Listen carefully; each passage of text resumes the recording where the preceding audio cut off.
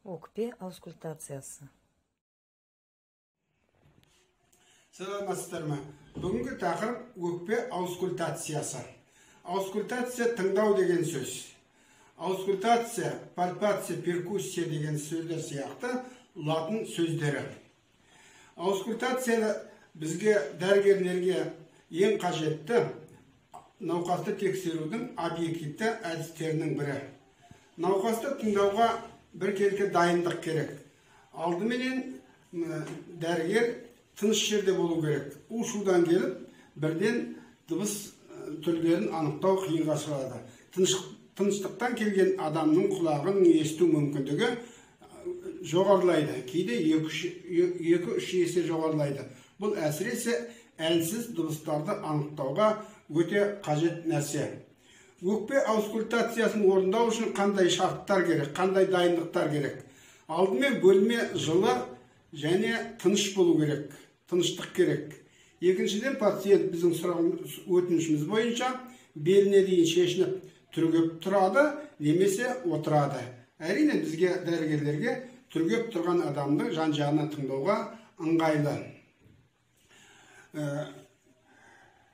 Дәрігер аускультация ретін пальпация, перкуссия сияқты орындайды. Яғни фонендоскопты киіп алып, бұғана үсті аймақтар, бұғана асты аймақтар, кеуденің алдыңғы бөлігі және қолтық аймақтары тыңдалады. Арқа жақтан жауырын үсті, жауырын аралық аймақтар, жауырын асты аймақтар осылай тыңдалады. Әрине, әр тыңдау нүктесінен 2-3 тыныс цикл тыңдалу керек. Егер де бір жерде өзгеріс бар деген күдік болса, бұл жерде терең тыныс қаттырақ демалған кезде тыңдаған дұрыс. Егер осындай аймақтар көбейіп кетсе, пациентке өнебей қатты терең демалу қиын болады, сондықтан 20-30 секундтай үзіліс беру қажет.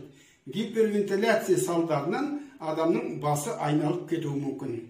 Және жаңағы айтқан патологиялық өзгеріс болса, қатты демалумен қатар кейде жөтелгеннен кейін демалған, сөйтіп аускультативті белгіні нақтылаған, анығырақ анықтаған дұрыс болады. Егер де бір өзгеріс анықталса, оның қай жерде орналасқанын дәл мүмкіндігінше дәл ауру тарихына жазған өте дұрыс. Мысалы, мына жерде өзгеріс бар дейік. Тыныс өзгерді, сырыл пайда болды, сондай. Яғни айтқанда бұны қалай белгілейміз? Алдыңғы бұғана оң жақтағы бұғана орта сызығы мен алдыңғы кеуде сызығының деңгейінде 4-ші қабырға аралықта, немесе 5-ші қабырға аралықта, немесе артқы қолтық сызығы бойы мен 8-9-ші қабырға аралығында, немесе жауырын сызығы мен артқы кеуде сызығының ортасында 9-10-ші қабырға тұсында десек дәлірек. Немесе жаңа айтқан оң жақтағы жауырын үстінде, оң жақтағы жауырын, сол жақтағы жауырын ұсталмақ, жауын аралық аймақ оң жақта, немесе сол жақтағы қолтық сызықтары бойымен мынандай қабырға деңгейінде осындай өзгерістерді нақты жазу керек.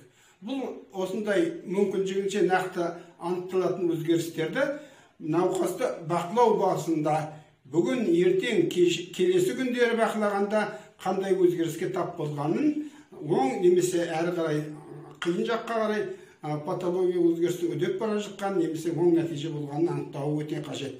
Немесе біздің жазуымызға бізден кейінгі науқасты қараған дәрігер сүйенеді. Ана дәрігер қарағанда мынандай, мен тыңдағанда мынандай өзгерістер, осындай өзгерістерді біріне бірі осылай медициналық құжаттар арқылы қабылдауға өте ыңғайлы. Қандай дыбыстар естіледі? Қалыпты жағдайда естілетін тыныс шуы мурмуро-респиратория, везикулярлы тыныс деп аталады. Везикулярлы тыныстың қалыптасуы ауа ағымының тыныс жолдарынан өтіп, альвеолдарды толтырып, альвеол қабырғасы керіледі, тербеліске. Міне осы альвеолдар қабырғасының тербелісі бізге визикулярлы тыныс болып естіледі. Бұл тыныс, сондықтан визикулярлы тынысты альвеолярлы тыныс деп те атайды. Қалыпты тыныс жуына ларинготрахеалды тыныс, яғни бронхиалды тыныс жатады. Қалыпты жағдайда бронхиалды тыныс кеңірдек тұсында естіледі. Кеудесі жұқа адамдарда кейде төс басы тұсында, немесе арқа жақта төртінші кеуде омыртқасы тұсында естілуі мүмкін.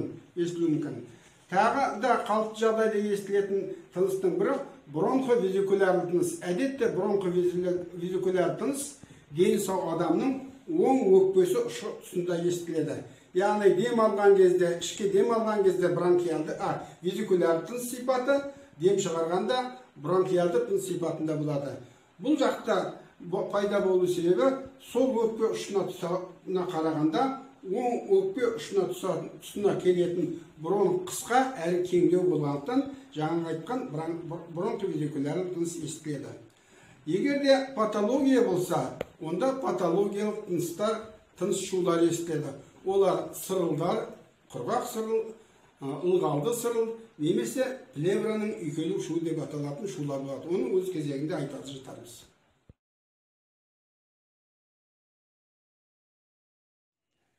Келесі анықталатын нәрсе ол бронхофония. Егер де біз патологиялық өзгеріс бар деген күдік болса, осы бронхофонияны анықтаймыз. Бронхофония дегеніміз дауыс түрін анықтауға ұқсас әдіс. Яғни айтқанда, дәрігер өкпенің симметриялы бөліктерін сыбырлап айтқан сөздерді естілуін тексереді. Мысалы, 33 сыбырлап айтады. 33, 1-2-3, 1-2-3, 1-2-3 деп симметриялы нүктелер. Кеуденің әр бөлігінде алма кезілік осылай анықтау арқылы бронхофония тексеріледі. Қалыпты жағдайда өкпенің симметриялы бөліктерінде дауыс дірілі бірдей, симметриялы. Яғни сыбырлап айтқан сөз анық естілмейді. Әріптерін айыру мүмкін емес. Егер анығырақ естіліп, қайталаған сөздің әріптері естіле бастаса, бұл бронхофония күшейді деген сөз. Яғни бұл жағдай өкпенің тығыздауына сәйкес келеді. Немесе дауыс дірілі анықталмайды.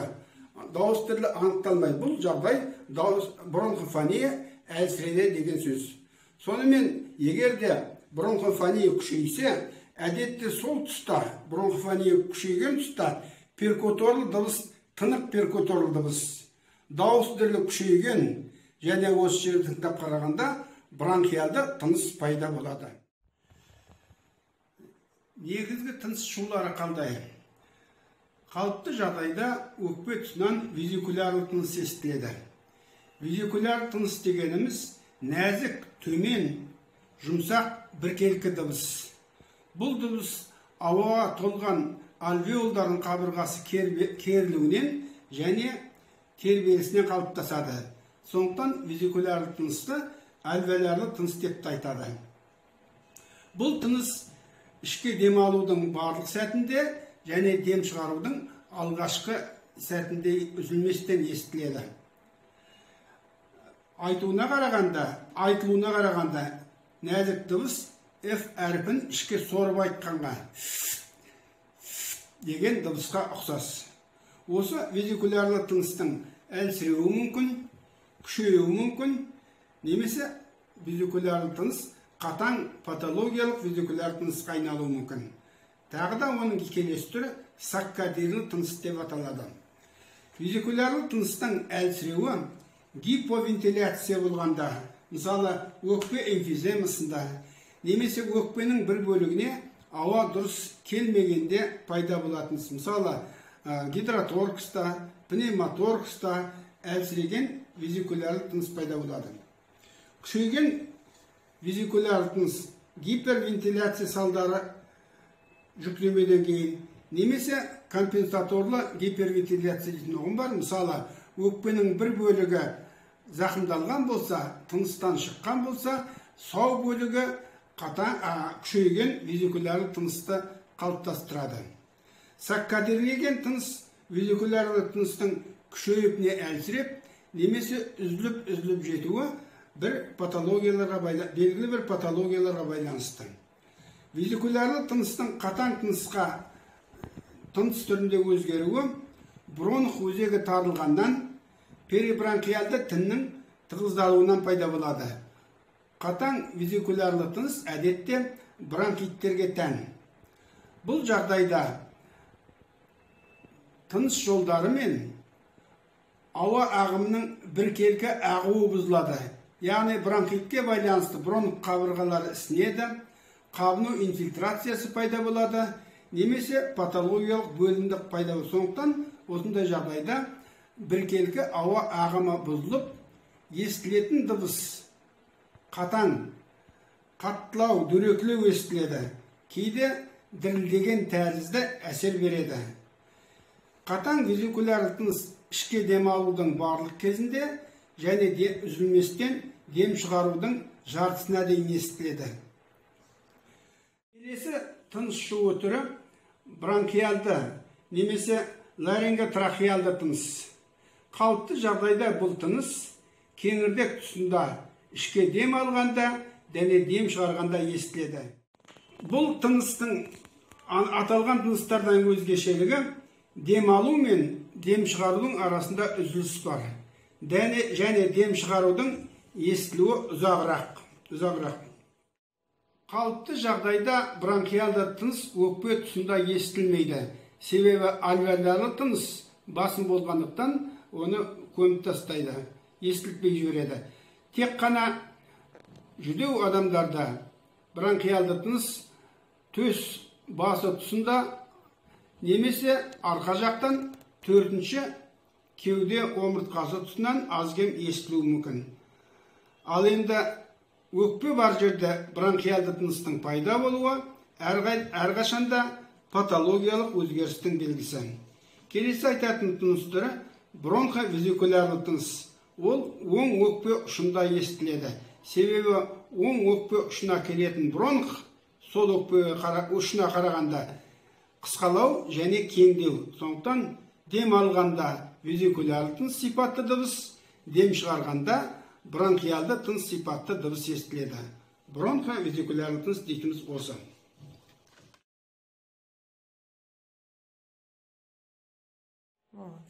Аталған тыныс жолдары мына суретте көрсетілген. Қиялай жоғарылайтын сәт ішке дем алған, қиялай төмендейтін сызық дем шығарған сәтте сәйкеседі. Мына пункттермен дыбыстың естілмейтін сәті көрсетілген. Сонымен визикуляр тыныс дегеніміз терең дем алғанда үзілместен дем шығарған кездің бастапқы сәттен шамамен дем шығарудың 1/3 естіледі. Әрі қарай естілмей кетеді. Қатаң визикуляр тыныс дегеніміз дем алған кезде барлық сәтте естіліп, үзілместен дем шығарудан мынаған қарағанда ұзағырақ дем шығарудың шамамен жартысына дейін естіліп, әрі қарай естілмей кетеді. Бронхиалды тыныс дегеніміз, немесе ларинготрахеалды тыныс дегеніміз дем алғанда түгел естіледі, үзіліп барып, дем шығару сәті естіледі. Және дем шығару ұзағырақ естілетіні көрініп тұр.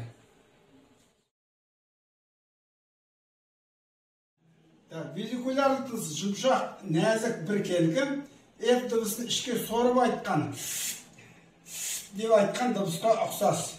Дем алуда толық естіледі, дем шығарудың алғашқы 1/3 сәтінде естіледі. Осы визикулярлы тыныстың әлсіреуі мүмкін, жаңа айтқандай, күшеюі мүмкін, немесе ол қатаң визикулярлы тынысқа айналуы мүмкін. Және кейде саккадерлі тыныс ретінде естіледі. Бронхиалды тыныс дөрекі қаттылау, қырылдағандай х дыбысын созып айтқан дыбысқа ұқсас, қалыпты кеңірдек тұсында естілетін ларинготрахеалды тынысқа ұқсас тыныс, дем алу, дем шығарудан қысқа, яғни ұзағырақ адам дем шығарған сәті естіледі. Бронхиалды тыныс түрінде немесе амфоралық тыныс түрінде естіледі. Амфора ыдыс деген сөз, яғни тар аузы тар, мысалы шөлмектің аузына үрлегенде естілетін дыбысқа ұқсас. Бұл да бронхиалды тыныстың мысалы бір түрі. Бронховезикуларлы тыныс дем алғанда жұмсақтау, жаңағы везикуларлы тынысқа ұқсас, ал дем шығарғанда қатаң бронхиалды тынысқа дыбыс. Бұндай жағдайда дем шығару, дем алудан қысқалау, бұл аралас тыныс.